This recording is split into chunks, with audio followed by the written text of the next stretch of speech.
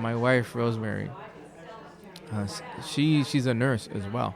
So my wife, when she saw me in the hospital bed, she was the first one to notify me what happened because I didn't know what happened. She told me I was missing my legs and my left hand. And a breaking point in my life was one day I'm ready to give up. You know, why don't you continue with your life and I'll continue with mine? And Rosemary looks at me and says, you know, I'm not a widow, and your daughters are not orphans. I love you for the man you are today and for the man you're going to be tomorrow. And I looked at her and I said, you know, the only reason you're saying that is because, you know, you have pity on me. And she's like, no, I love you. And I kept repeating to her, but look at all my wounds. And she said, that's the difference between you and me. I don't see your wounds. I only see your scars. Wow. And I was like, what do you mean by that? And this is the way she explained it to me. She said, well, when a patient goes to a hospital room with an open wound, he sees a doctor. The doctor sees him. He cleans the wound. And as time goes by, it becomes a scar. So when I see you, I only see your scars because I know who's your healer. I know who healed your wounds. And I know that you are alive, you're in front of me for a purpose. And she embraced my wounds right there. And while she was looking at me, I was reminded that this is the way God looks at me, unconditional love. And from that day, I started seeing myself through the mirror of my healer. That's Jesus Christ. Wow, that is awesome. How did Rosemary minister to you, not only through your time of physical rehabilitation, but your spiritual rehab as well? Oh, Rosemary was always present.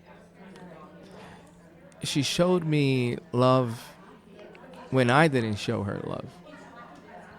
She showed me patience when I was very impatient.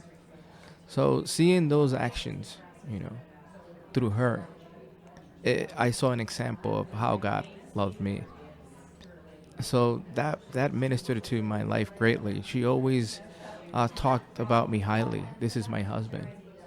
You are the father of my children. You're my husband. I love you for who you are and for who you're going to be. So that ministered to my heart deeply. I mean, I remember that day when she told me that I don't see your wounds, I see your scar. After that conversation, she's like, yeah, and we're going to go to church next week. So we lived in Washington, D.C., and we drove to North Carolina 7 hours. I was afraid of taking that drive because after what happened to me. And she's like, we're going to do it. She put the wheelchair in the car, and we drove down there. And it was a breakthrough as well. So I see God in my wife's actions. Yeah. Mm-hmm. In the book, to what degree does she relate? Because you wrote the book together, standing together. What degree does she relate what God did in her heart, not only to prepare her to minister and to affirm you and to build you up, but also to be able to adjust to this what became the new normal for her as well? My wife, I mean, I know my wife since I'm like 7 years old. She grew up in church, and her parents, are great people. She shares with me that when the chaplain came by to notify her in the Marine Corps, the Marines came by the house to notify her about what happened to me. As time went by, everything that she learned in Bible school and everything that she learned when she was growing up, it came to life. So, the verses, the songs, her faith grew in the middle of this experience.